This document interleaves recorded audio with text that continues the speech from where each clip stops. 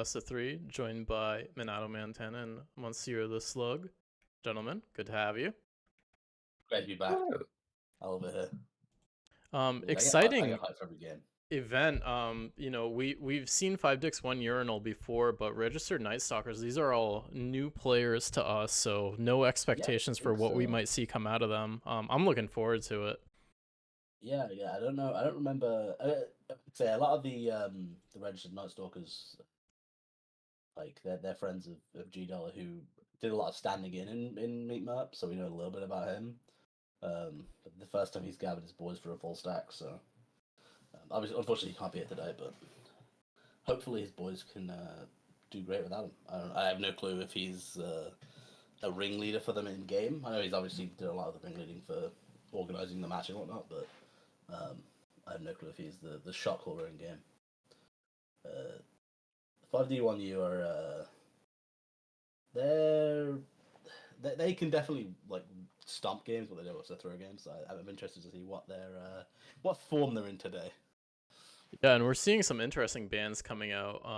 An early Silencer, Legion, and Weaver ban. Maybe done a little bit of homework on the other team. I feel like these are really off-meta bans. I would say Silence is one that we've seen a lot throughout our time in Meat Map and in general. Just people don't like playing against Silencer, so he gets banned by random teams sometimes when they're just like, you know what, don't play against Silencer, just ban it. It's frustrating. And if you're bad at playing into the global, if you have a bad habit of committing into a global silence, then I can understand why you do that. Could be a setup for an Enigma at some point as well. Do we know if they have an Enigma player on their team? I don't think I ever remember them picking an Enigma, but it's possible. I mean, the Warlock's already banned. Warlock and Sansa are the main two that we've that I remember being a problem for Enigma. I'm trying to think if there's anything else. Obviously, there are like just generic long range stuns are pretty good. I mean, Beast Smash is pretty good against it, but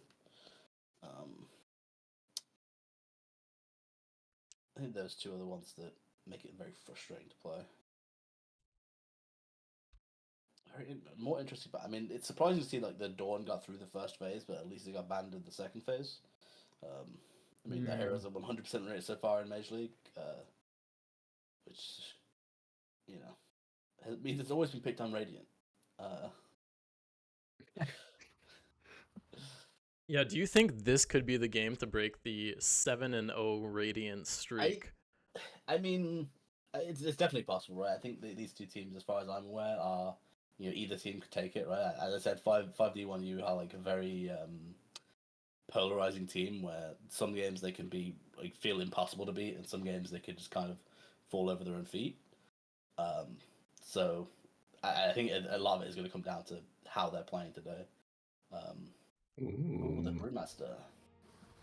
I mean, it's a strong hero. I feel like I vaguely remember Shmoobly playing it, but I could be wrong on that. Skywrath Mage. It's very interesting seeing the new teams and the heroes they bring out. Very different metas across the league. Yeah, absolutely. Yeah. I don't think we've seen a Skywrath yet. I don't believe we've seen a Primal Beast yet. 10 seconds.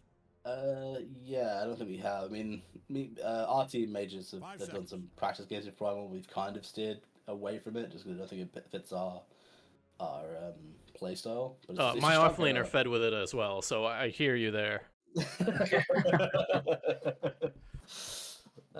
Yeah, my offlaner was also free with it in practice games. So, sorry, Slow. I was gonna say what I saw.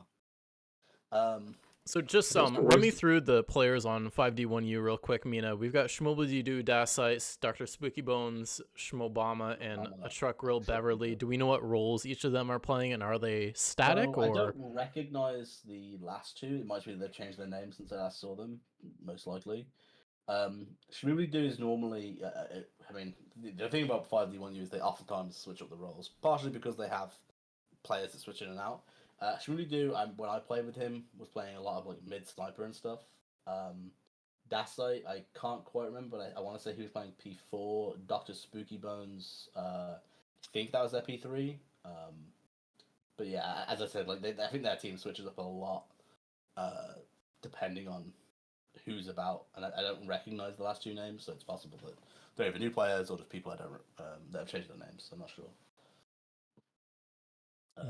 Getting back to the draft, I do like the gyro pickup when you have the Undying. By virtue of gyro being such a good counter to the Undying Tombstone, you hit flat cannon, you target the Tombstone, and you just clear it out. It's not an issue for your team at all. I also think he's great going with the three heroes that Reyna's showing, because the two main gyro counters are AA and Doom, right? You just don't want to. You want to be able to make sure you have that satanic power spike. And you know, Reyna are showing both supports and their offlaner, so realistically, Doom and AA are kind of hard for them to pick up. And then secondly, it's great into Venge and Primal because you know you get swapped and then altered by Primal, you don't care, right? You still just satanic flat cannon yourself to stay alive. So I think it's a pretty good gyro game. At least Nice Talk is picking up a good urn builder for the gyro there. Yeah, the Invoke is definitely a solid urn builder. I mean, Venge is also a pretty good urn builder. So I don't think they had that many worries. But they've got one that's just gonna build it. They'll build one quickly. I mean, I would hope that the support, the P4 Venge, or actually it might be P5 Venge with the Scarf Mage. Hard to say for sure. You would hope they get it by the time the gyro gets the satanic. It's normally, you know, a good chunk into the game. But even so, getting it early is still nice because there's an Undying, which might get some powerful soul rips out on people you're trying to kill.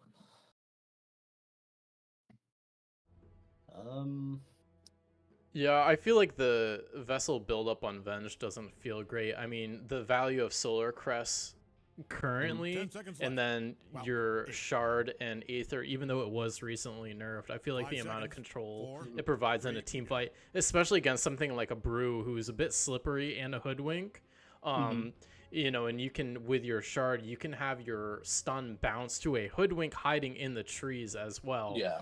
Incredibly high value this game. Yeah. I think the stun's gonna be a lot. It's gonna be very high value. There's you know, they're already showing like a lot of heroes that are probably gonna be clumped together. The gyro, the brew, the Undying. You know, and I should say if you get lucky throwing a stun on someone near trees and you just happen to hit Hoodwink, that's probably really big for your team fight. I'm very curious what P1 the Radiant, you know, RNS is gonna go for. Because I mean they've handled the Faceless Void, which is like the most obvious one to help them with this like kind of wombo combo Scarf Mage Evoker team. Any ideas?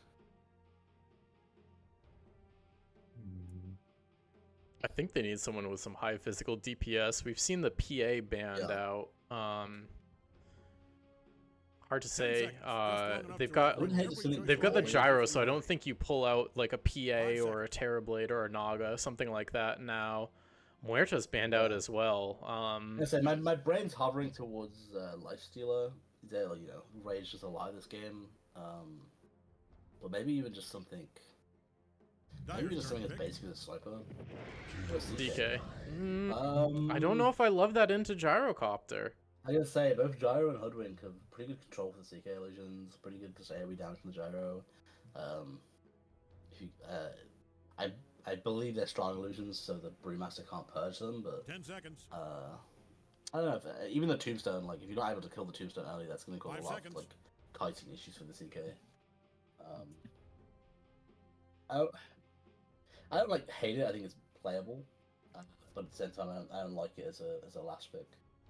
Yeah, it does offer a lot of damage output. Having played it recently myself, I couldn't believe my late game damage on Chaos Knight. Before I was even properly 6-slotted. Yeah, if it was a ton of damage. It's a lot of damage. It's a bunch of just one hit, one swing. And Pango last pick on 5D1U. Smoothie Do. He actually is a known Pango spammer back when we used to play in Meet Up. I completely forgot about this. I mean, I think the last time he played Pango mid, Tyler last picked Bloodseeker against it, and he wasn't allowed to play the game. Makes sense. Actually, see him getting to play his hero this time. I'm feeling good for 5D here. I mean, yeah, this is the game for Dire to break the Radiant streak. I like their draft a lot. Their lanes are pretty strong. Not to say that RNS's lanes are weak. To be honest with you, CK's a pretty strong safe laner. They're both supports pretty strong. I think Primal's a bit of a weak link. I think he's a relatively weak laner, all things considered. Relies a lot on kind of getting to level 3, level 4 before he can really do anything. Did they send the Undying safe with the gyro, or did they put it off lane into the CK to help shut him down? I think you put it in the safe lane. I think that makes more sense to me. Just babysit your gyro a bit, and then I think Hoodwink is also a very strong lane. I think they can definitely do either or, but I think Hoodwink kind of fills the top lane or the off lane a bit better. Bot lane, but All right, I think you got a lot of kill potential with Hoodwink through. I am. If someone overextends. Okay.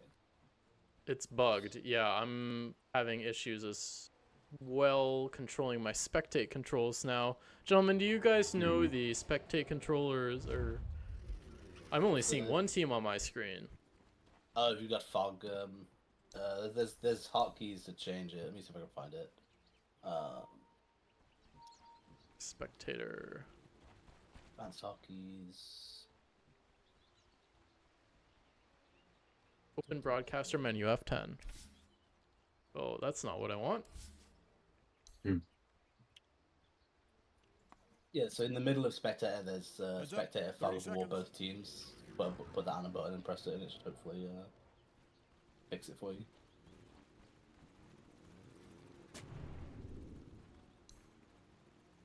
I can't seem to control it at all.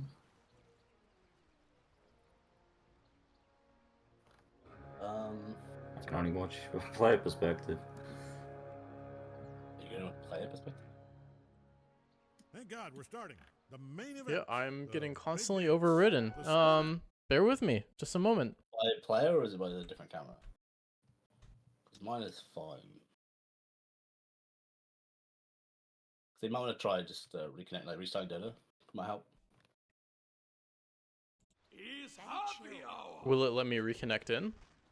Yeah, you can reconnect it. In a lane. They might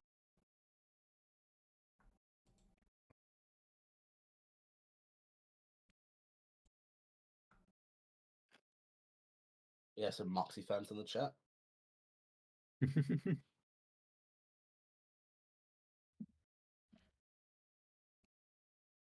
Have a look. So the Sky Primal top against the Undying Gyro. I mean, a lot of kill potential from the Primal and the Sky, but overall I feel like the Gyro and the Undying should harass them out. It should be a stronger lane for them. Primal really struggles early. Oh, the Primal went for level 1 uproar, which is an interesting decision. I Might got work out, though. murder. It's It's very My much so. offlaner has done that as well, but he feeds, so I don't know if it's right or not. From what I'm aware, you normally don't, unless the enemy is very physical damage heavy. Which I guess you could argue Gyro is quite physical early, but as you saw here, he just ended up getting punched to death by an Undying. I have been seeing it more and more recently. I don't think it's the worst value point in the world, but at the same time, I feel like it hurts you a lot going forwards Radiant's because courier has the made hero one really last needs run. levels and trample and onslaught. It does so much for him, both his farming and his kill potential. So this early point in onslaught, you would hope would help him in the lane, but I mean, things aren't going great. I'm not a little bit brave. He does have a tombstone, so turning is not impossible.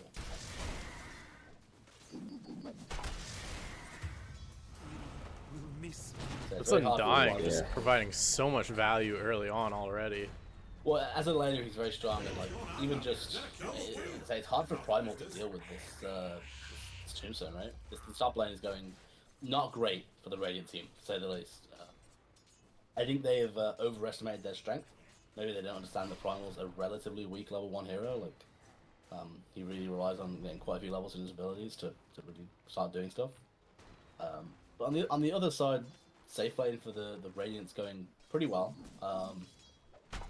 Not as terribly as the off lane is going, so it doesn't quite make up for it. But you know, it's nice to see him getting free farm. The Brew's having a slightly rough time on the last hits, but he's got a nice 5 creeps going under his tower now, so I'm sure he'll catch up a bit. As for the mid lane, I mean, it's going pretty evenly, which is I think Pango's quite happy about this right now. I think things get worse for him as he goes to these levels, but overall, I think he's doing a solid job. And Gyro actually lacking in the CS a little bit here. That said, it is quite difficult to last hit early as a Gyro. Started the lane with a magic wand, which I feel is not what I typically see as someone who plays Gyro as well. You know, you can build some stat items, you can start with your blades of attack, but to go naked wand, I mean, we're seeing the hurt on his CS already. It's helped him a lot in his brawls, right? It's helped him to fight, but at the end of the day, I mean, what like the stick would do a lot of work against the Sky. But, they came back after all. All right, I owe you you know, for the it. heals are nice in the brawls, but as you say, it's really hard to last hit as a Gyro early, right? You get like this primal hits for like 20 more damage than your level 1 or something. It's not fun. No, definitely not. And also an interesting choice out of the Gyro, putting an early level in Rocket Barrage. Not a typical thing to level on a gyrocopter. I was gonna say, until I did some research recently, I used to max Rocket Barrage, or at least put many boys in Rocket Barrage early, because you know it's very good for lane, right? It's a lot of damage early. You know, I saw the meta was to mostly skip it, and it kind of makes sense to me. I think generally Rocket is a much safer harass option in lane. Not Rocket, sorry, homing missile. And obviously Flat Cannon's your farming ability. A very brave dive by the primal. That's not doing any favors, to say the least. Yeah, probably having to TP to tier 1, but he's not going to get the HP to stay in lane either, so... I hope for his sake he doesn't end up dying here, because... Dying without TP will not be fun for him. He's already 2 levels behind the Gyro and the Undying. Like, there's a lot of experience that seems to have gone missing in this top lane. Yeah, and just 5 last hits in these first 5 minutes here. Yeah, it's going roughly for them. Just really getting a lot of value out of the laning power of this Undying, I guess. Could be first game jitters as well. We don't want to, you know. Yeah, I mean, it could just be a you know, lack of an understanding of the matchup, right? You know, overestimating their heroes, underestimating the opponents. You know, it happens. You know, sometimes it takes a game to learn that, oh, my hero sucks against this thing, right? Because I feel like Primal sucks against Undying. That's part of the issue. You know, having your strength stolen is rough. Having a tombstone put up that takes you 10 seconds to kill really sucks. When draft, they did pick these heroes very quickly, so I assume it's something they've run before. Yeah, Just less worrying about a little bit behind and struggling. Yeah. Oh, on the Brewmaster bot, they did commit the blood grenade for it. Rolling up on the Invoker mid, dead. There was a Hoodwink rotation mid for it as well. Yeah, just a solid bushwhack. Easy enough kill. Radiant's middle tower is hanging on by Not very, not looking great for Radiant. You know, getting deaths in your mid lane when your opponent's having a bad time at this is not great. But a lot of eyes go to the CK. You know, can he do something to help his primary back in the game? Obviously, this Primal as a hero doesn't rely that much on farm. So it's not the end of the world for him to be under farm, but the levels that he's missing, he definitely wants to hit his ult as soon as possible, right? So he can go around, use his ult to farm, use his ult to get kills for the team. Without that, Amazing what you'll find he's laying going to struggle. Each side getting their 7-minute wisdom room, no contest there. They're smart. Schmoogle stocking up on some bounty runes. Yeah, just healing up. Got arcane boots now. Invoker building the Midas, which could be the catch-up item that he needs after this kind of slow start to the mid lane. He's 30-5 to the Pangoliers, 37-11. So it's not been too rough, but at the same time, it gives them something to copium about. Yeah, I'm very interested to see how Radiant play this going into the mid game. will be very, very telling depending on like when Brew hits 6, when Primal starts to hit 6. I think we'll see the pace of the game change. They want to kill the CK. Absolutely. But not quite got the damage. Ern finished up on the Brewmaster. Okay. A little surprised. I don't think it's Hisapango coming bot lane. Oh. Going for the sunstrike. Oh, just barely. Ooh, CK eating some tower shots. Doesn't know that this Hisapango is coming in. Clicks him down pretty fast. The Venge is going to get wiped out as well. Very unfortunate rotation for Dire and a very unfortunate rotation for Radiant. That's the timing just happened to be very rough. You would have hoped that Radiant had known, Pango was clearly going somewhere. I mean, he was missing from mid for a good 30 seconds, but Pango trying to get a kill on this Invoker, and he might get it from the looks of things. The Invoker didn't really ghost walk fast enough. She hits him, and he goes with it, yeah. Oh, Shmooble just doing so many things around the map right now. He goes bot with a haste, manages to get a kill using basically no resources, comes straight back mid, and just a free kill on this Invoker. Man, who was very happy on his hero. Yeah, I mean, back in Meatmap, he was always very happy to pick a Pango. We see both ults going off. Oh, the Storm Panda immediately dispelling the CK illusion. Oh, so the Storm Panda does dispel CK illusions. Actually, there's nothing it did. I didn't think so either. I believe my offlaner might have lied about that. Well, I thought that, I know they are like the CK are strong, right? Can't play as well. Big team fight happening bot. The Tombstone there, not going to get hit at all. There's a very large zombie running at them, stealing all their strength. Do they have the detection for the Invoker? I don't think they do. Skywrath picked off on the side. Are they going to keep chasing the Venge under tower? Yep, nothing's stopping this zombie. They're very tanky. Between the Pango and the Undying, there's a lot of HP to go around. At least if he gets out, it's not much, but it's something. This is a very interesting smoke. I wonder what they're going to try and do with it. There's a lot of dead heroes on Radiant. CK's chipping straight back bottom. If they see this, Pango might turn around. He's going for his rune. His rune. Very curious to see what Pango will do. Is he just going to farm his wave? Okay, just going to farm his wave. Oh, that's Diffy on Pango. That's a 10-minute Diffy. It's going to cause some issues for the Radiant team. Yeah, looking, the Pango nearly has a 2,000 net worth lead on the Invoker. Ooh, Sunstrike catches the Hoodwink out though, following the ult. That was a well-placed Sunstrike out of that Invoker. Maybe the little bit of hope that they need to start clawing their way back into this one. Yeah, I mean, every ounce of gold you can get on these cores of Radiant, it's gonna just help you maybe like get a lucky fight here, lucky kill there, and comebacks are not that hard to get nowadays. So 3 heroes all undying this Primal Beast top. Pango and Viz behind the tower. And Primal's definitely regretting not charging away. Wow. Pango just showed. Yeah, Pango does so much damage without defusing this early. They maybe just take this top tower. Yep. Pango, They do have the siege creep. Cricket or curling. But if I was, I'd bet on Radiant's top tower. Yeah, it's looking like a relatively free tower. I mean, if they want it. If you're a fan of Radiant's top tower, Medallion complete, working on the Solar Crest on Space Taco, the Venge player. Bearman working to complete their armlet, nearly has it. This Primal Beast though, still working on the Vanguard at nearly 12 minutes. No brown boots at the same time. Hopefully able to get involved, to grab some people with Pulverize, start to participate in some of these fights. I do like the idea of the Pulverize Mystic Flare combo when the Skywrath hits 6, but it seems like we're still a few minutes off of that, unfortunately. Yeah, hopefully they'll get the 40-minute place of rune, or maybe just a lucky kill to get him level 6. Same with the Venge, also level 5, makes it hard to win these plays. They're gonna make a play on the Pango. I think he's a hard hero to kill. They've tried to go for a Sunstrike, which unfortunately bringing in the Pango low though.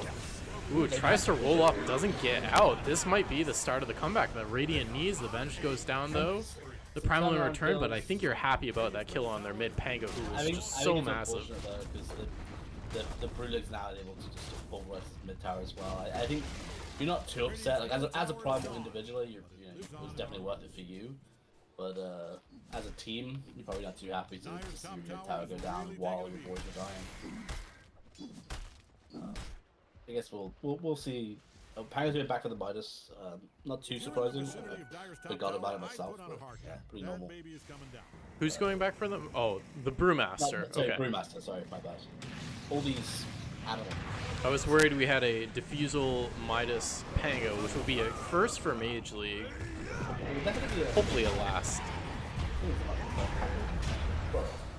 Rise coming down. Do they have enough to finish off this Bruce? Guy's still got some gas left in the tank with his mana pool. Sunstrike off target. Ooh. That's a lot of damage. Oh, there's also a Javelin on Pango now, so that's even more damage.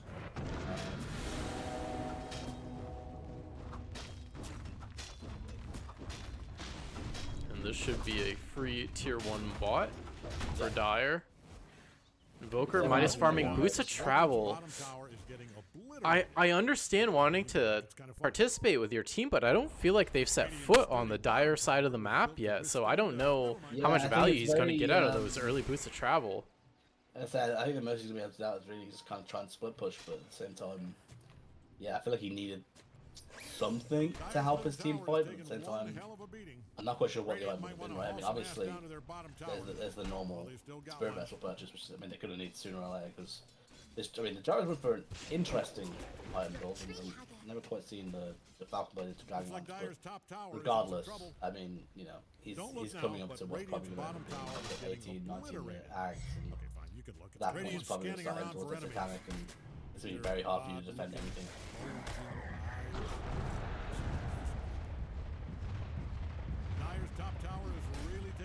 to pressure the Dire tier 1.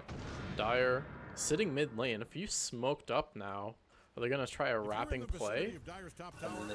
Radiant smoked up as well. They might have an idea that this is happening right now. They probably are a little worried of the missing heroes on Dire. Middle tower is about to be a pile Oh, of they found what they're looking for. Oh, the CK. The CK is very revealed. Skywrath behind him. Skywrath just one swashbuckle, 80% of his HP deleted. Invoker caught out. Yeah, this is a very rough fight for Radiant. They're all going down. Everyone except for the CK who 2P'd bot to farm. They didn't even have to use the Panda Bloomings there. That's The CK though. The CK. Oh, the CK did get out. He managed to run, which I guess is the most important hero to survive there. But they really wanted to on Dire. I mean, they just used Fort. You could commit to the Bruce tower if you want to just mow it down. But I guess with this many people, they're kind of happy just sieging it. The KDA chart, very telling. 4 Dire heroes at the top, followed by an Invoker with 2 kills, and Avenge with 2 kills, and then a Gyro with just 1 kill. But I don't think you're upset with your Gyro at this point for only having 1 kill. Halfway to Ags with Falcon Blade and Dragonlance. Yeah, he's been having a good year on. I mean, he's been involved in a lot of fights for a Gyro at 16 minutes. Yeah, he's having a good game. Absolutely.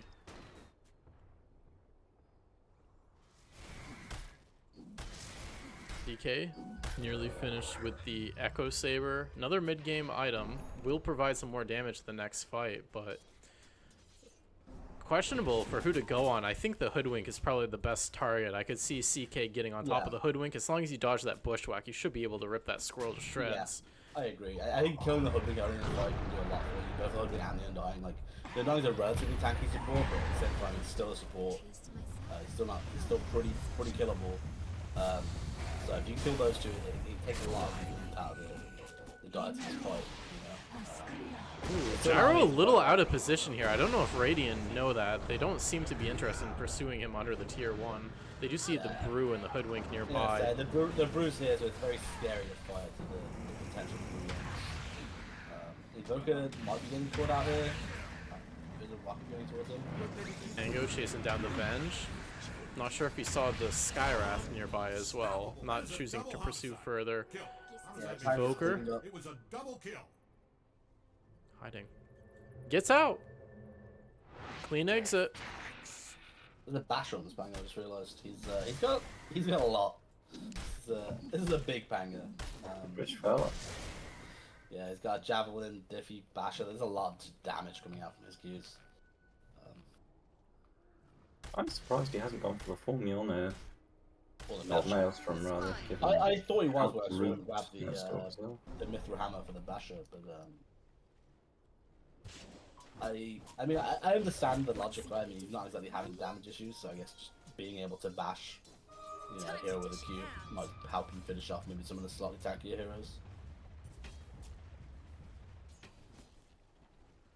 I'm sure he knows the hero a lot better than I do. Exactly. I'm really curious what Radiant are thinking, what maybe what items they're waiting for, what timings they think maybe they're going to be strong around. I mean, obviously I know in this sort of situation, part of you is kind of just playing it out, waiting to see if maybe Dire make a mistake. It's a very rough position to be in, but at the same time, I mean, as the game goes on, CK's a scary hero, Invoker's a scary hero.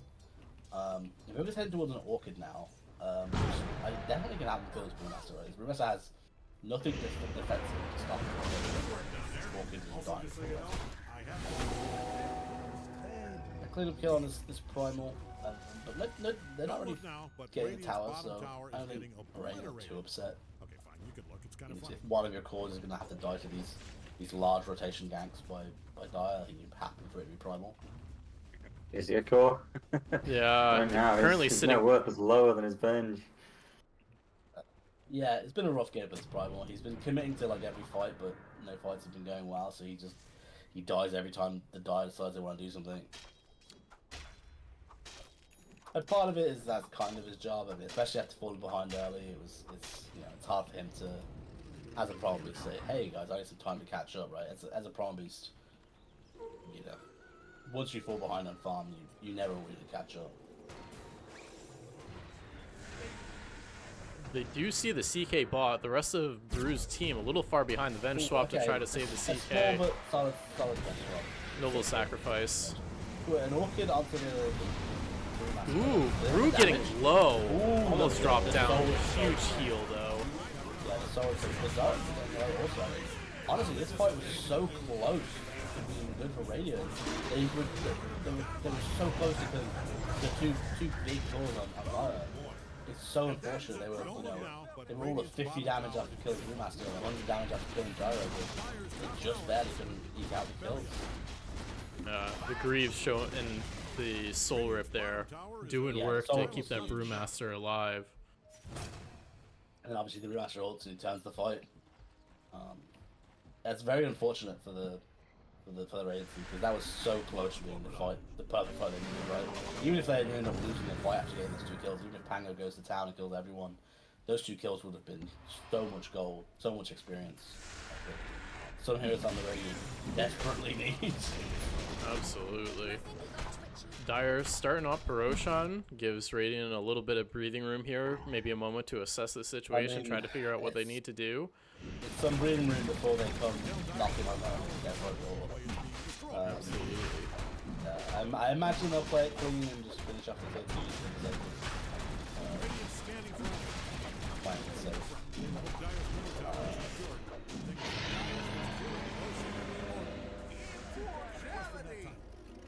They just go into the Gyro, who has the Ags completed, finishing up the Hurricane Pike now. Yeah, it's very interesting Hurricane Pike purchase. I mean, I don't know what you guys think. I don't personally like it. I'm far from the the smartest Gyro player, but I think the Satanic Power Spike is worth so much to you as a hero. And any team that hasn't even showed any interest in going towards a Spirit Vessel, so I would have liked to see just him rushing towards a Satanic. Could be concerned about the Skywrath ult, but there's not a lot to hold it still Yeah, that you're going to be able to do instinctively, much I feel about. like maybe it's just something to help him, with positioning. Maybe he's just like worried about being able to keep up with his, very fast Brewmaster and his very mobile Pango. Maybe that's something that was in the back of his mind. CK did send illusions mid to farm. Doesn't have them if there's a fight to try to defend their tier 2 here. That said, Radiant have already lost a tier 2. Probably wise to let this one drop. Yeah, especially when the enemy has Aegis. You've been struggling to fight for them, but you take the fight while they have Aegis now. I think, you're defending tier 3s and it's probably about it. Cheaply Very taking quick Tormentor. Boomerang, I'll be honest with you, I still don't know what this boomerang thing does. I've seen people use it. No clue what it does. Just more damage. Yeah, it's this a magic damage receive increase for those affected by the mark. Okay. Oh, I see. The squirrels living their best life with the Velocity and that energy and the shovel and backpack. Really owning that bank. Dyer's bottom tower.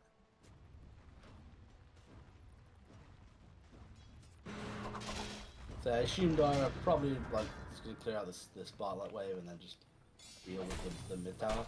So he keep getting bravely close to the ADT. I don't think he realized how close he was to dying there. I would have thought Likely to run into them. Initiates on the Hoodwink.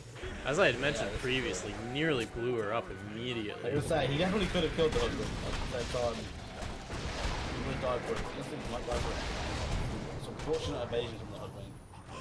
Only at 20%, but look, she does quite a few hits there. Just barely keeping herself alive. Seeker dying here, very unfortunate. I mean, makes taking that tier 2 mid even easier. Yep. But I think it was going to be pretty easy to begin with. DK not opting for buyback either, working directly on that heart, perhaps hoping to endure in these team fights, but just the amount of damage coming out of Dire. I understand the heart pickup, but also, it's he needs a whole lot more. And even once he gets to the heart, it's really very hard for him to fight unless Dire really overextends. That's it for Radiant's middle tower. Yeah, with something like a Manta, he would have been able to spawn the Manta illusions and shove out waves without revealing his hero on the map. Dire just going high ground. They said, we just got both the Tormentor, we've got Aegis, we're massive, we're hitting your tier 3s. 23,000 gold net per lead, it's 25 minutes, right? I mean, they've got almost 1,000 gold per minute lead. So down. Charge being Almost supposedly used. scared for an yeah, just throwing that man up in the air while you volley his team.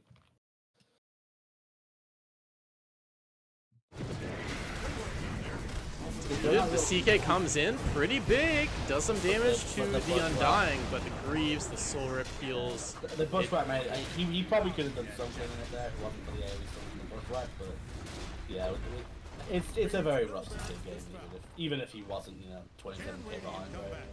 No more tier 2s to Fels. Aegis still on Gyro for another minute. Yeah, Radiant call it. I think you go back to the drawing board, you ban out some of these comfort picks out of Dire, definitely get rid of that Pango and start thinking about how you want to answer to some of the stuff next game. I think there was definitely a tempo issue right there. The mid lane was going kind of okay, but still the Invoker was struggling against Pango as he got some levels. The off lane went. I think while that lane was somewhat playable, the Undying just made it really hard. And even if they had played really well, it was going to be hard for them to have a particularly big primal, which they kind of needed. And the safe lane went fine, but then there were just some unfortunate reactions to some rotations from the Pango that just kind of snowballed even that Brewmaster into a big lead. Yeah, when the Pango rotated bot with a Haste Rune, the CK was eating tower shots actively, perhaps thinking he could endure to kill that Hoodwink, but proved to be pretty faithful, taking that extra damage from the tower. Yeah. Yeah, no hero on Radiant going above 10,000 hero damage. Unfortunate situation. And you're totally right. I don't know if 5Dicks1 Urinal, if they've done many, if they're just playing Dota on the regular, if they found something else to hold them over since we last saw Meepmer, but very clean execution. Good tempo, good objective focus. I'm really impressed. Yeah, excellent teamwork all around. Yeah, it was very well played by the Dire there. There were very few ways for the Radiant really to do anything after they started to slip behind. You know, in RNS might be a new team. Looking at their players here, we do see 3 separate guilds represented across them. I'm not quite sure the story of how they all came together.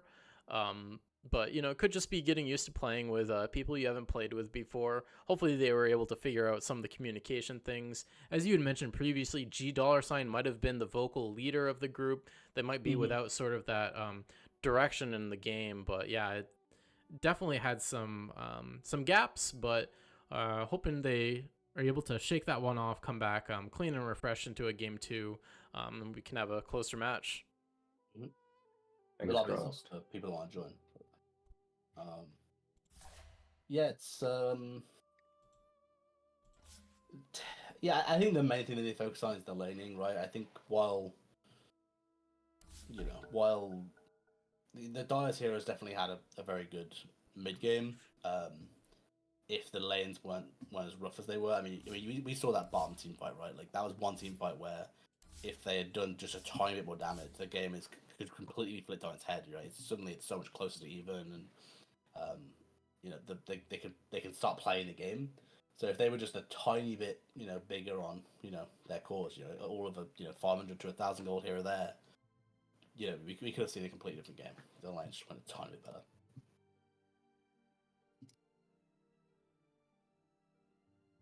Teams back in the lobby pretty quick here. Maybe not taking advantage of that 5-minute break. That was a very short game.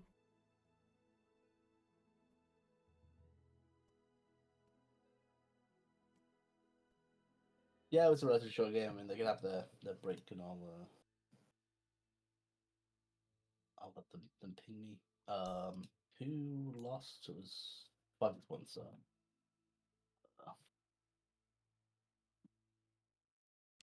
Yeah, that poor Primal Beast. I'm looking at the post-game player item chart here. Vanguard completed at 15 minutes, and then Brown Boots completed at 17 minutes. Not a situation you want to be in as an offlaner.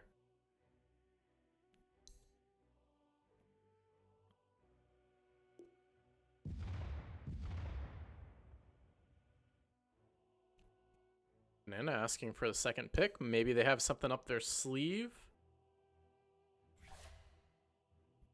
It could just be the second pick favors, right? I think they had the 5D1 you picked the pick first, and then they had to pick Dire or Radiant second.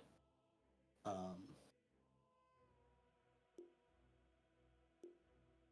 makes life easier.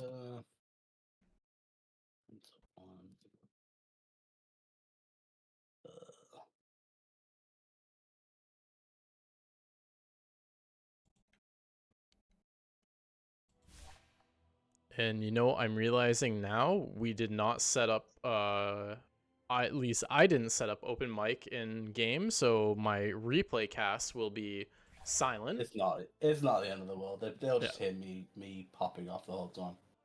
Well, and again, I'm trying to upload these to YouTube, so there's a longer shelf life to them than downloading dated replays or looking at the Twitch VODs, which only last 14 days. I think, like I said, I think it's very cute to have the mic enabled in Dota. I don't think it's that big of a deal.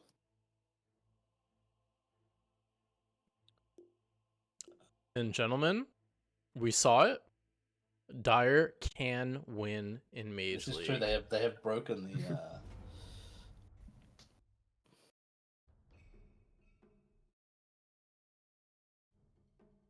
5 seconds. All right, back to the draft. Game 2. I can only imagine we're going to see a Pango ban out of RNS within these first few bans. Shmooble looking so good on that Pango last game. 10 seconds.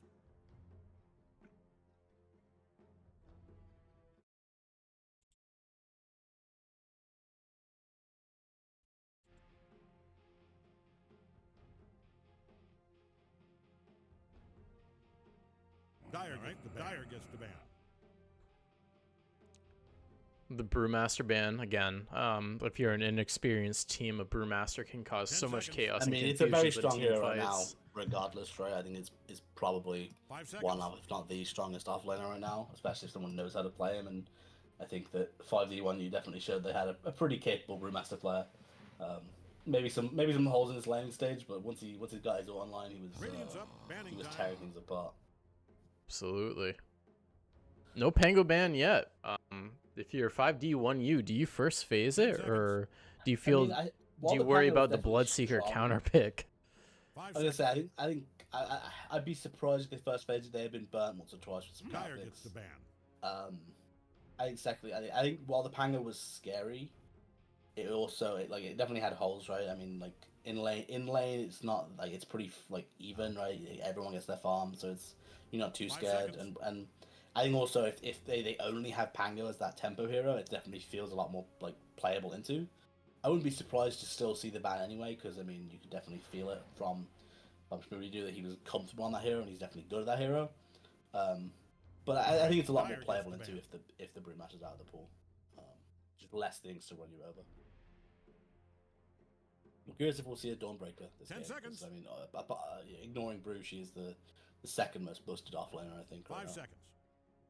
Radiant's up. Banning time. Cool. Welcome back. Sorry about that. Just forgot 10 to start seconds. the event for last game. 5 seconds.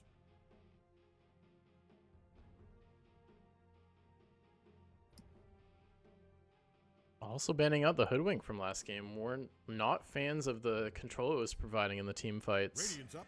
I mean, it definitely was doing work for them. It's a very frustrating position to play into, especially depending on what heroes you have. Radiant gets the ban. We see the Undying that caused them so Yeah. much issues at the beginning of last game, straight into the Venge that they had last time as well. They're confident with the Venge. To be fair, it's a strong hero. It does what it does. I don't think you have to. I don't think you have to be too concerned about how strong the Venge is. I think it's 10 quite seconds. a safe support. I'm curious how they'll 5 play into this Undying this game though, because the Undying was one of the biggest issues they had last game, even if it wasn't obvious. The laning stage for their offlane was just so rough, and it was entirely because of this hero, right? Like Gyro. Well, Gyro's not a weak laner. He's Radiant's definitely up. not. Banning time. He's not bullying as hard as the Undying Dire in gets that the lane. ban. Be bullied. Yeah, especially not with the Mage, the completed wand first, as I had mentioned at the start of the last game. Radiant knows just Exactly. who to pick here. Venomancer, interesting. I like the pickup. It definitely will threaten the Undying more. The Undying was very often out in very aggressive positions in the offlane last game, so it gives a lot of threat to the Undying for being maybe a little bit too aggressive. But also you have to be a little 10 careful seconds. because Venomancer as a hero can definitely be a bit 5 bullied seconds. if the 4, enemy team has enough kill 3, potential. So if this Undying ends up getting paired with something maybe like a PA or a Juggernaut, then you could definitely maybe see this Venom becoming food.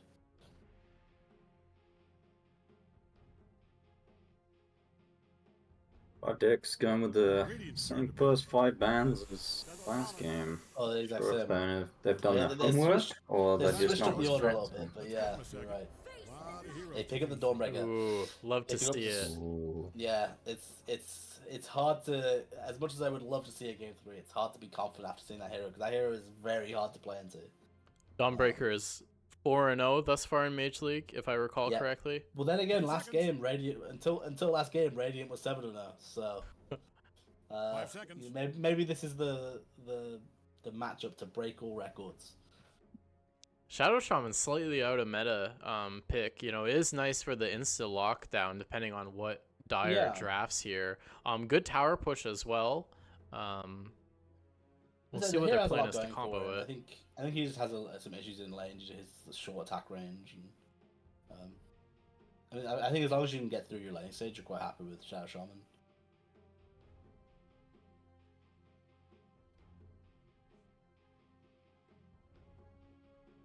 What do you think we go for RNS here? I think they need to focus a lot more on having a strong offlane, and I wouldn't be surprised to see a P3 picked up here. But I'm curious what specific P3 they'd go towards. Dire's turn to pick. Darkseer, yeah, safe, very safe Yeah, laning against the very Undying. safe. Not really He under the can kill just run threat. away. Yeah. Also can save your Venomancer as well. Should the I think the Yeah, Venomancer is under threat of being killed, like you mentioned previously in the lane. seconds. But when you got a surge on you, you're a fast, slippery little snake. Yeah. Likely able to get out of any I like danger. the Darkseer standalone here. I'm just not convinced how well it combos with the Venomancer itself. In terms of, like, as a Venomancer, I feel like if you're not going for kills with Gale, I'm not sure why you're playing Venomancer. I'm not sure. Like, Darkseer has some damage right with the Iron Shell, so maybe there's some. Maybe if the safe lane stay around a little bit too long, when their creeper's dying, and Darkseer manages to get like two Iron Shells and a Gale on someone, maybe that's the threat. But I will have to see. Instinctively, I feel like I would have preferred something maybe a little bit more aggressive, with some kill potential, but also at the same time, that is going to then you are really brawling into that Undying, which sounds a little scary. Oh boy. With sniper pickup. Drought It's most likely snipe. going to be a mid Shmoobly sniper. I feel like Drow isn't a big fan of the Drow sniper matchup. As a hero, she doesn't like being outranged like that. It's very frustrating for her. She ends up having to like force that into the sniper. Every choice you've made if you hurry. You can lane somewhat safely seconds. against the Dawnbreaker. Yeah, it's not easy for Dawn to kill a Drow. If she puts even like 1 point in her gust by the time she's at level 5, then if there's any real kill potential unless she gets like caught out by a shaman walking behind her. Yeah, and Dawnbreaker not the type of P3 to enjoy building Blink Dagger. That said, with a Celestial Hammer and a Harpoon, though, might be enough to close the gap on the Drow. She Can't say definitely I've can played it into close Drow the much. gap, but I think the gust is what makes it a little awkward.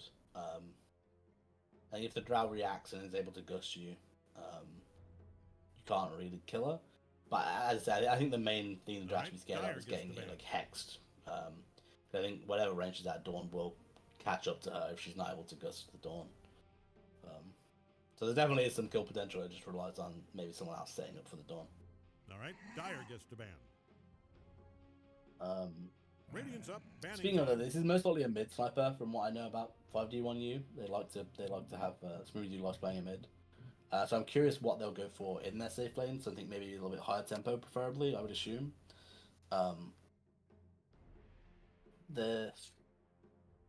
Any ideas from people? I mean, 10 seconds. Muerta is still in the pool this game. I don't think that's a bit greedy actually. Muerta snipers. We're starting in 5 seconds. With or without you.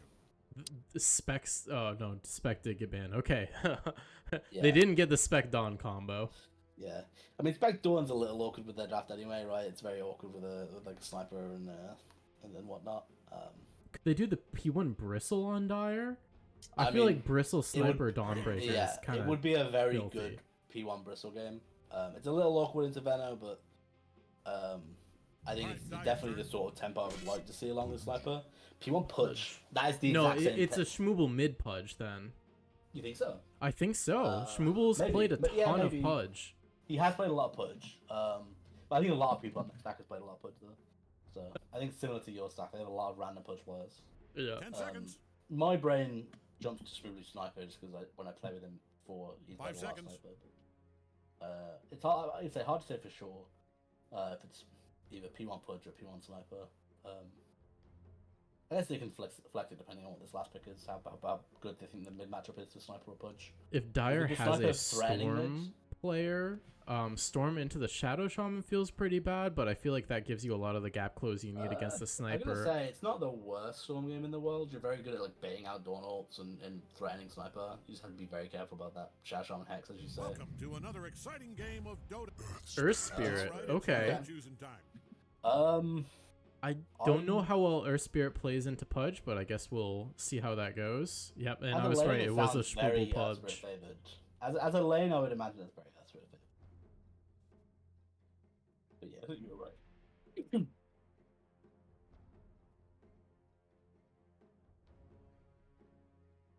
Well, you guys were spectating, no, or were you spectating that game? Because we had Nick on the Pudge into. No, I was out of town. I was getting glimpses on my phone, but that was about it.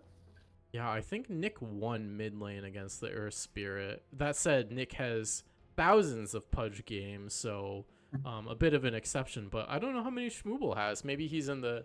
I think it's very hard for Pudge to be aggressive against Earthspirit, because if you ever go like more than half, like midway in the lane, you just get rolled and kicked under the tower, which isn't fun. I think any melee here into Earthspirit, you always at like a disadvantage because you can't really position the way you often want to. I think you have to be super careful getting rolled into. I'm excited. I like seeing Pudge played. I love seeing Dom played.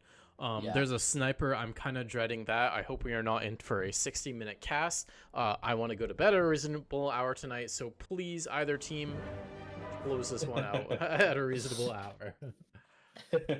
I mean, I definitely favor the sniper draft, so I would be surprised if we end up getting that. I mean, both teams actually have very good siege, right? Like, because they have the drow on the other team, they can definitely siege from a distance. So I would assume we aren't going for any crazy high ground defenses on the sniper. All right, get ready. Well, then again, with a sniper and a Pudge, you have to be very careful going high ground.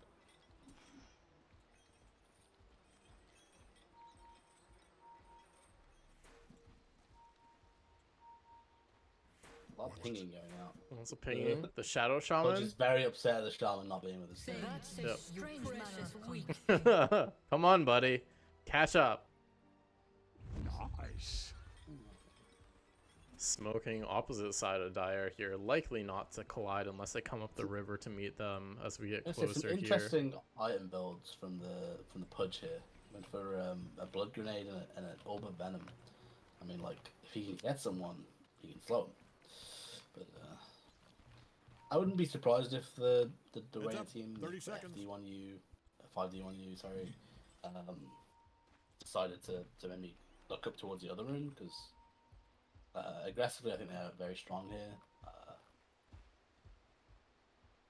Looks like they're just looking for the generic Pudge hooks.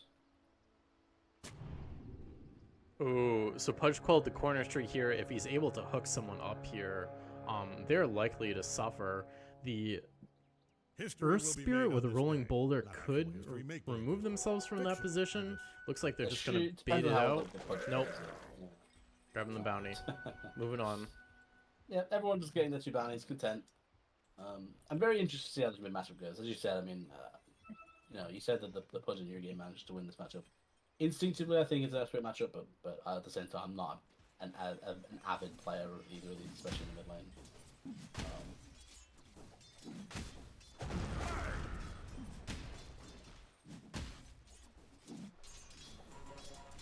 Yep, I will not be spectating much of the Darkseer into Sniper matchup. I can only imagine that's going to be the most boring lane known to man.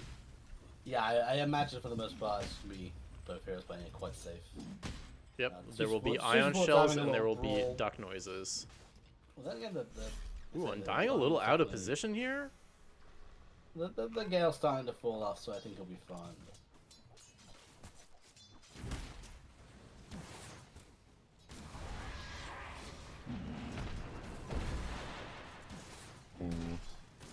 Hook miss mid.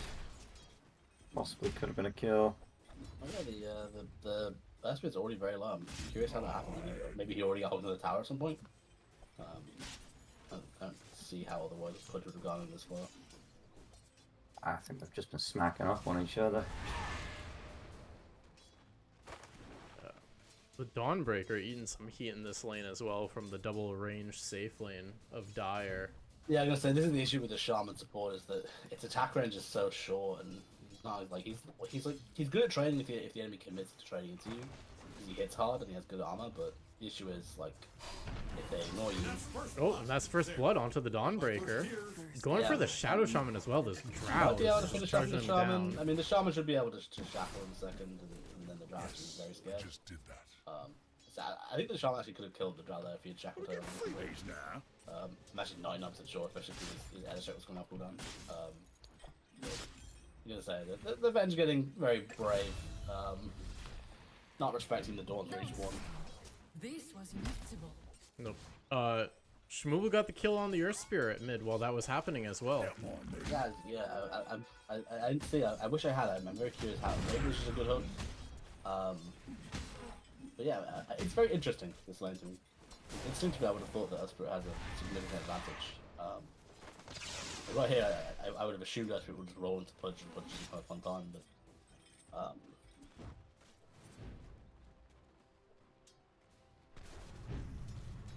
Tombstone goes down bot, does get the Vanomancer.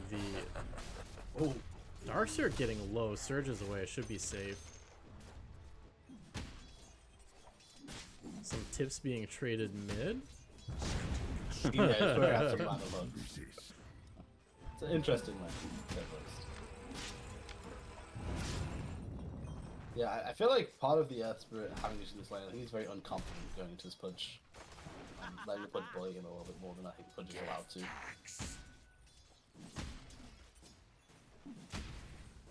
Looks like it might be another death on the bench, oh no. Just barely whiffing on the Dawn. Yeah, a bit of a late mango. Yeah. The Revenge lives, but at the same time, I don't think you're too happy with this as Drow. I mean, your Revenge is sitting around on no HP. It's going to be very hard to stay Pudge got around. another kill on the Earth Spirit here. Yeah, very unfortunate. Pudge is starting to get big. But he's also, like, if you look at the last hits, he's also doing pretty happy. He's quite happy with his last hits. I mean, he's got the most in the game right now. Which is surprising. He doesn't have the Quelling Blade, the Gauntlet, gets a I mean, the hero Vanguard does at hit 4 relatively, minutes. like, well, naturally, right? He's got pretty good base stats, but yeah, it's impressive to be doing as well as he is. Put it out of your mind. Sniper getting a little more out of his lane than this Drow. Drow ferried out more region as well, which I feel is an unfortunate situation to be in as a Drow. I feel like you really want to get those couple... I think this happens a lot against heroes like Dawn, though, that are just really good in lane. Like, Dawn's hammer harasses you a lot, and you can't just need it. It's an unfortunate tax you just kind of bear with against certain offlaners. Should have a yoinking and lasted over here. Level 6 up on the Pudge. Does he just walk up to the Earth Spirit and kill him at some point? I wouldn't be surprised. He probably can't kill him, but he definitely just tell him to go home at any point, yeah. I think he only kills me with First Spirit, messes up his rolling boulder and gets hooked. I just noticed this door is actually having quite a rough time in the last hits. Heal on the Undying, surge the Venomancer away, the Tombstone goes down. Lots of clicks onto this poor Darkseer. Oh, yeah. Darkseer does go down. Another kill mid and a kill for the sniper bottom. Looks like he might get a second kill as well. Oh, Sniper, you gotta run, buddy. Another not great start for the Night Stalker. You can tell Dire's middle tower is in trouble from the way it's being destroyed. Definitely struggling in these laning stages.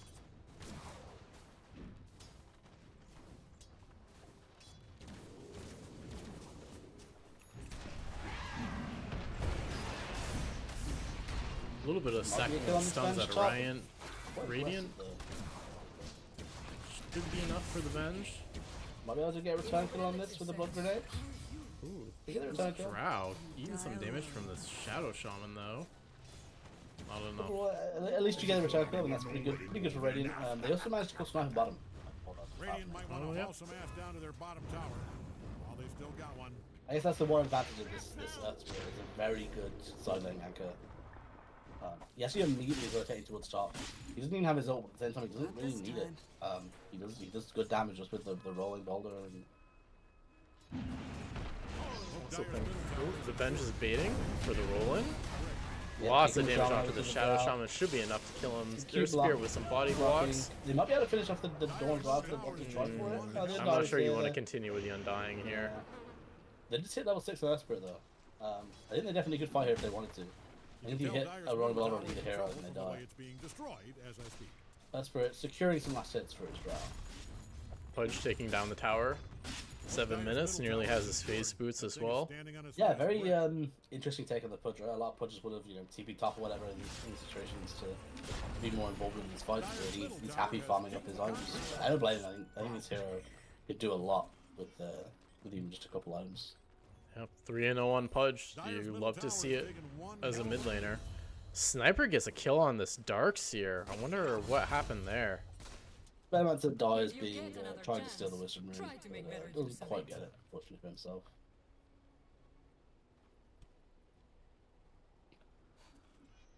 An interesting point to notice, the Dawn is only level 4 Pudge right smoked now. up, heading top.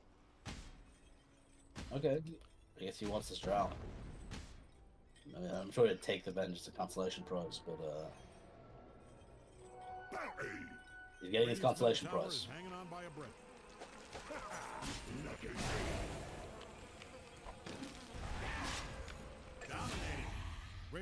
You know, it's interesting. There's no wand or bottle on this Pudge, sitting with just 400 mana. Yeah, he's Total. definitely he's ferrying out some mangoes from the looks of it. Yeah, relying a lot on some non-sustainable regen. His eyes were drawn to the courier just then, but that also tells him Knows maybe that the Drow is there. Oh, Drow. Yeah. He's found what he wanted. He's found what he came for. It's a very dead Drow. Tombstone not needed at all. Pudge just walks at her and presses Yeah. R. I mean, it's a very big Pudge. He can be very brave. It's very hard for the anything to really take him down without like maybe Darkseer and Venom and maybe Darkseer and like Earthsphere getting involved, because the Darkseer can give us some damage against its Vanguard, but they also need some like keeping him around. Dyer's top tower is really taking Only 2 levels in Iron Shell actually for this Darkseer right now. Interesting. Half the damage, even if he would join fights. Yeah, in the exactly. vicinity of Dyer's top tower, I'd put on a hard hat. Ray sees yeah, not the Iron Shell to help the farm and whatnot. Dawn goes bot to get hell over 6. Dyer's top Got tower it now, is so really taking a makes beating. it a whole lot harder for the Dire team to really make the comeback kills they want with this Earthsphere. If you're in the vicinity of Dyer's top tower, I'd put on a hard. Dyer's top tower just went brick belly up. Don't look now, but The bunch is Radiant's kind of bottom tower is sieging getting towers, which is an literally interesting take on the hero. It's kind of funny. Shadow Shaman TPing in for a Dire here. Doesn't quite get revealed. We also see Pudge is the going through the Undying portal. TPing in. Pudge coming through the portal. We could see a big clash here. Yeah, Dire they've got vision, appear to they be see it all running away. happening, but Earthspire's kicking his boys out. Get out of here, guys. Get down, Mr. President. Might be a dead Venom from lots of things. Yeah, Yep. grab the Oh, Venom. what a hook. They're not too upset. That's what happens when they all back. Going a little bit stronger. And also, I assume the Pudge now wants to siege this bottom tower. He's made it very clear this Vanguard is used to tank tier 1s. Oh no, maybe rotating out of the lane. Sniper feeling comfortable, got the full Mjolnir queued up, does not feel compelled to get a Hurricane Pike or a Shadow Blade or any other sort of defensive item. Knowing that you've got big beefy boys like Dawnbreaker, Undying, and Pudge sitting in front of you. Yeah, I mean, this it's is probably definitely the a lot harder ideal to die situation when for a you- sniper. Yeah, I'm gonna say with the Dawn especially, it's very hard for him to kill you quickly. Dyer's historical bottom tower. Especially once is he finishes his Mjolnir, named, even if he of just course, gets like after the Jeff Bottom. just a single like silence, give him a tiny bit more HP, he's still just gonna be so hard to kill throughout the game. They're a very good sniper protection team. So I think as long as he's doing the damage that he needs to like threaten them, they're quite happy as a team.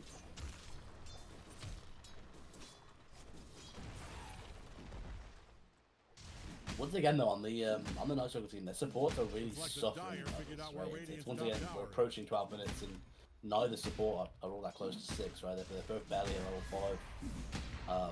Bench coming to try and sap some I experience am from these not a waves. betting man, unless it's basketball, football, horse racing, rugby, cricket, or curling. But if I was, I'd bet on Undying Radiant's also top only tower level coming down. 5 though. This is true. Although the Undying is, all of a creep's experience away from 6. And as a hero, he doesn't rely on his ult quite nearly as much as the range. Looks like Radiant's top tower is getting torn down. Probably asbestos. But yeah, I mean, I think it's hurting them a lot not having either of these support ults up really hurts them in their kill potential.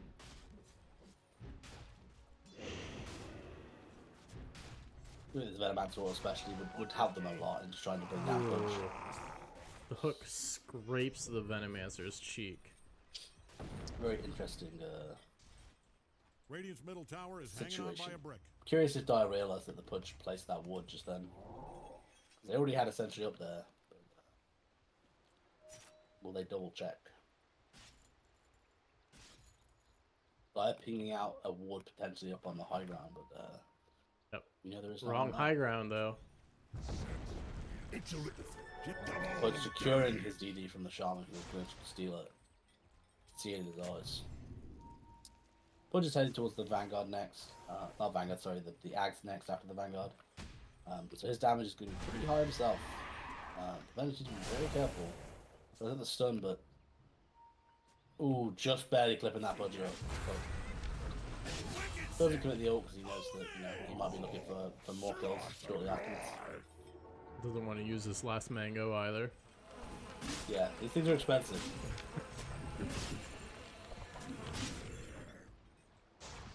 Oh, it's fine. Shaman's digging him up more mangoes. This is big for him.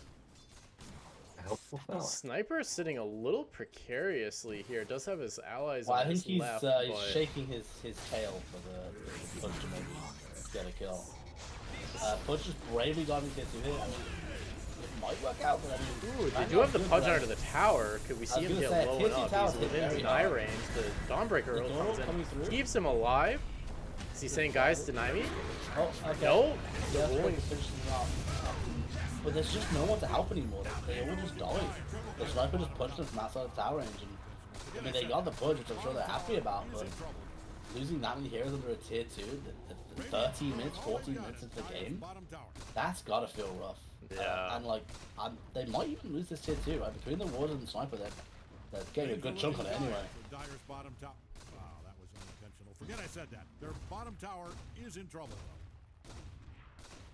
Yeah, they keep coming in. They're gonna finish the tier 2. A 40-minute tier 2 for the Radiant. I mean, that stinks for the Dark Side. Shadow Shaman able to take their 14-minute experience rune at the same time. Which, as we said, the supports on the Dire are still both level 5. They needed that with some rune badly. They need to put some Absolutely. priority on getting just a tiny bit of experience on these supports. Hasted Yeah, if you Pudge have- if running you have around Venom- Veno, dodging some If you have Venom boulders. in that last fight, having then fun with the it. fight was that much, fight is that much easier to take.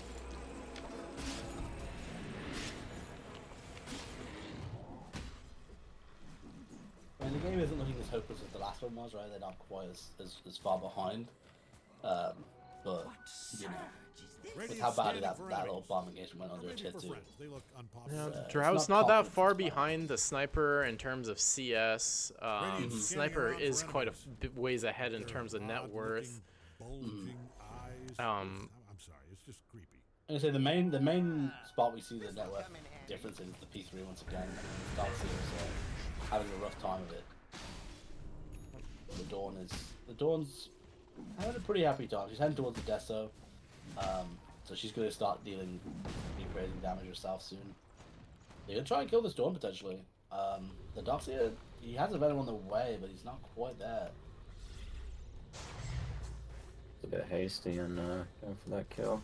Yeah, he needs to wait just a second or two longer for Venom to get in range to Gale. Ooh, Pudge hook barely misses. Pudge They walking carry around through the now. wall, doesn't give a care in the world.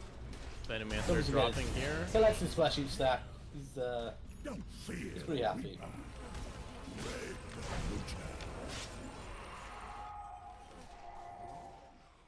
But he's also coming up very close to the Ags, so his damage is gonna skyrocket shortly. Absolutely. Blade Mill up on the Earth Spirit. Potentially a good counter for the sniper. If the sniper's not paying attention in one of these fights, might be able to chunk him down a ways. It gives them a bit more damage against that Pudge, right? Just standing in his rock. You know, returns just so much damage as you're taking, so that'll help them bring down the Pudge, the sniper, maybe even the Dawn if she gets a bit. She's got the Death coming up, right? So.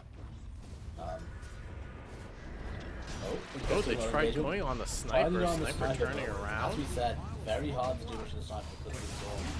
The sniper's just kind of manning up. He knows he can be brave. And Big Yeah, smile on your big dumb face. well, they may be able to kill this Earth, but he unfortunately rolled into the 2 supports. Shadow Shaman blocking the hook, making sure that I mean- Pledge gets within range for the Flesh Heap stack. I'm gonna say, I would argue that was a bad hook play because the Shaman was very clearly about to just shackle the Pudge just threw the hook out. Sniper hanging out low mid. There are 4 heroes up on Dire, and he turns away.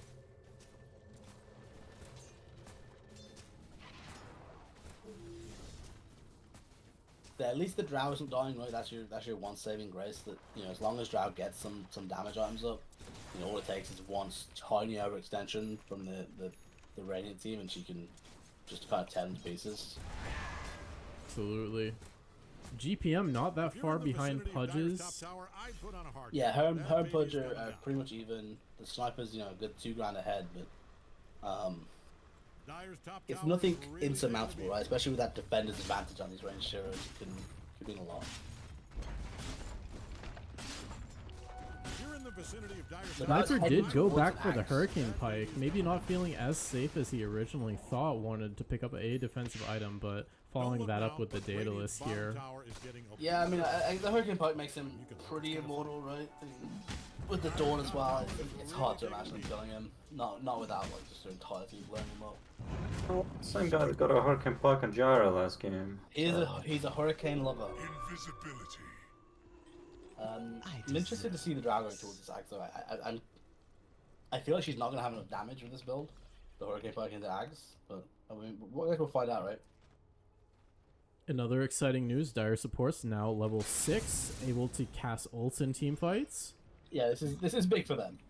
You know, even just that one Venom just adds a lot more damage to the Pudge when he's, you know, being crazy aggressive like he is. The hero level chart showing quite the story. The 3 cores of Radiant up top, the Earth Yeah. Spirit and the Drow following, and then the Shadow Shaman and the Undying both out leveling the Dark Seer. Yeah. The 3 heroes on the Star side that are really just struggling. Don't look now, but Radiant's bottom tower is getting obliterated. Once again, the P4 Shaman is out net worthing the P3 on the other team. Same story as last game, really. It's not quite as bad. You know, the lanes were a tiny bit better, but still just kind of struggling. Lost most of their lanes, or barely went even. And then once the rotation started happening, there's just a lot better, a lot stronger teamwide rotations from 5D1U. You know, they grouped towards 5. They knew their heroes were strong, and there wasn't much that the other team could do about it. And part of it comes from having that stronger P1, right? Drow as a hero just doesn't really do much early, whereas Sniper can do a whole lot more. Has a lot of damage just with headshot at their game. Doing the typical split, having Dawn farm another part of the map while the other 4 stick together. It looks like they're sizing up that's it, right? Roshan here. I mean, yeah, they have the damage for it, right? Not that slow, right? Pudge feels like he just finished his Ags. Already has 2,400 gold in the bank. Yeah, I'm curious what you head towards. Will you go towards Blake or Simplicity, or... I think the blink is nice. You know, you do have this Earth Spirit who's using Rolling Boulder quite effectively in these team fights, getting away at certain moments. And it potentially is how she just jump on that Drow, right? Take her out. But I also wouldn't hate just to see generic stat items, or even just like the I mean, it's gonna be a bit multiple eBay. I don't think there are any damage issues. I'm very curious to see what he goes towards. I think there's like, honestly, even just a heart, right? There's so many items you can just go towards, and it's so hard for you to play the game. Got BKB. It feels like BKB can have him a lot against the Venom, yeah.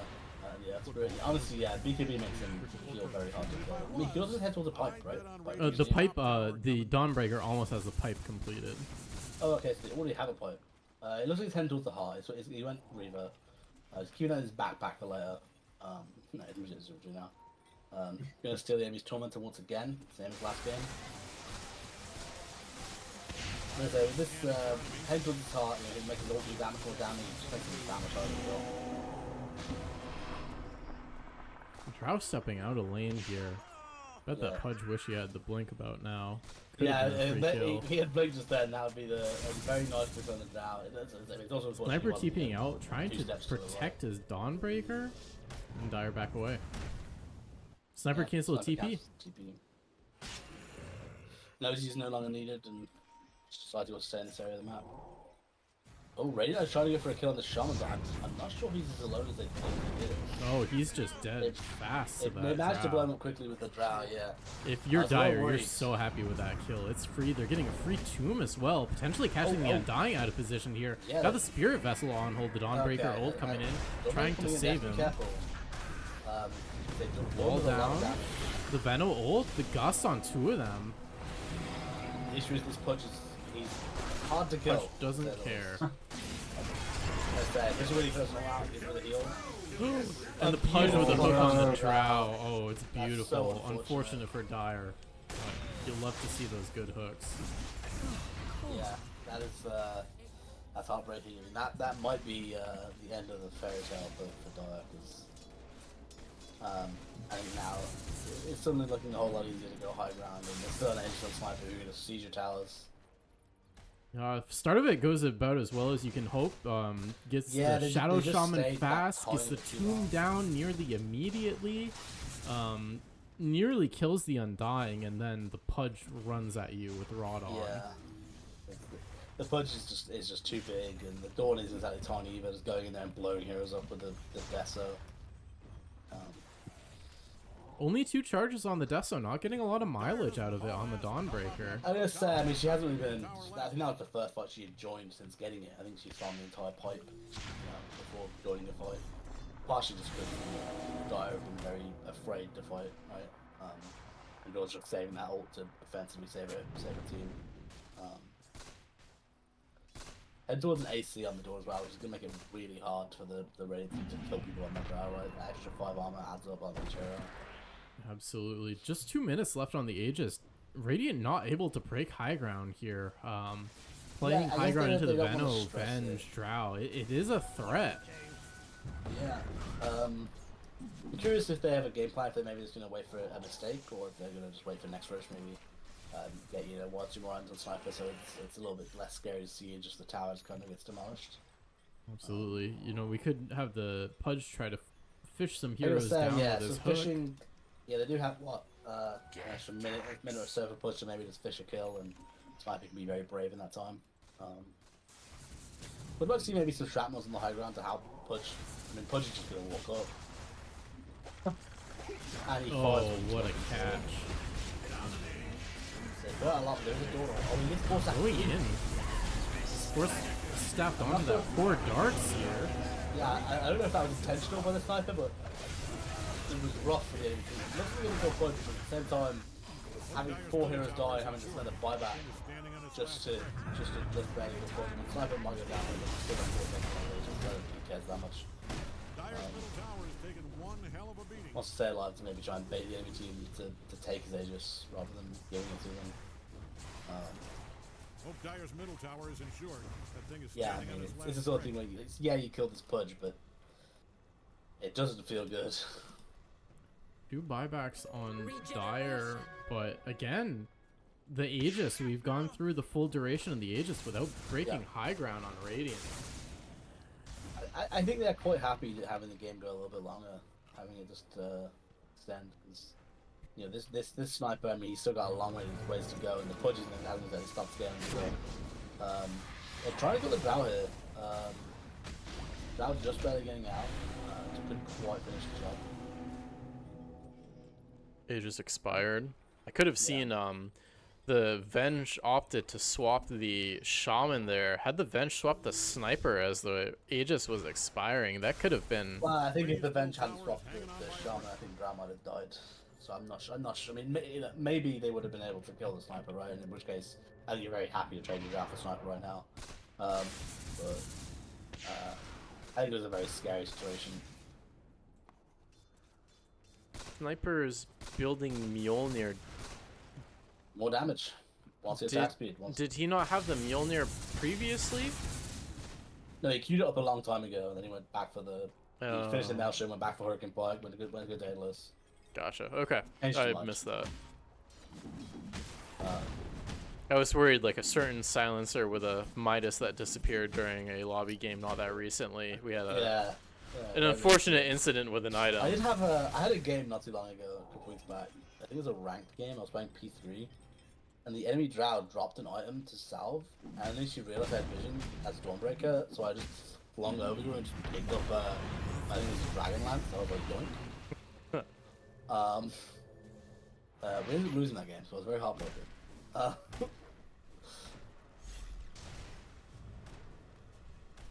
Wow, Net sadly worth. confined to her own base here.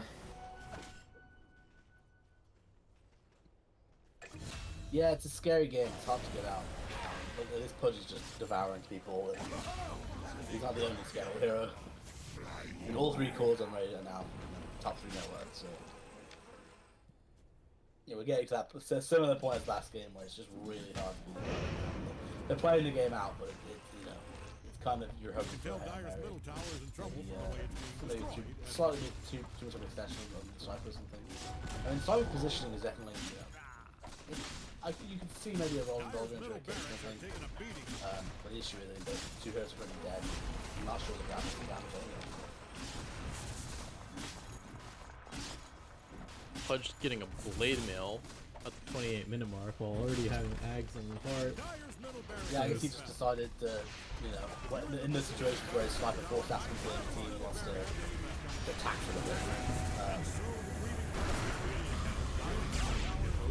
Yeah, I guess you kind of understand his role, right? His role is just to be a beefy boy in front of Sniper, and having a blade now makes that a little bit more threatening.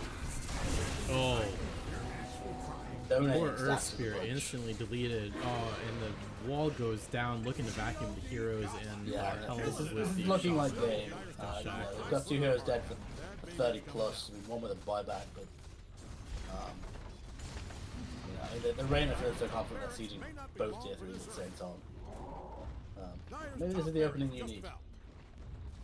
That's a $10. Dyer does not like that one bit. Strong opening out of 5 dicks 1 urinal.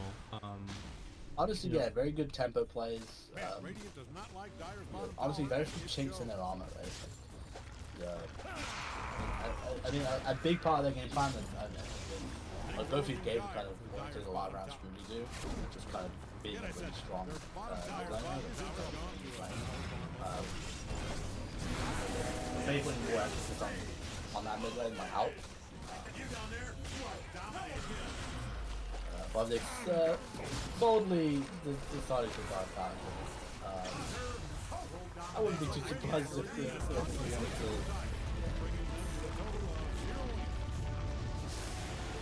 Well 40 played to by 9, Fabio. sub 30-minute win. Quick series. Thank you, gentlemen. I get to go to bed early. You get to have your good night's rest. Absolutely. And to give credit where credit's due, RNS, maybe they're not used to, competitive, though this is very much an amateur league, maybe they're not used to competitive settings. I mean, maybe the most competitive they've been more involved is teamwork Battle oriented. Cup, and they just have a lot of, day one jitters. It happens. If you're not used to it, you can get a little excited, a Yeah, little nervous, a little I gotta say, anxious. there was definitely some chinks in their teamwork, right? And part of that might be, as we said, like they're missing, someone who we think might be their captain, maybe making a lot of the calls for them in game. So maybe part of it is that. I know they didn't have the game plan they normally have. But yeah, it definitely seemed like they had some teamwork issues. There were some good solid ideas in there.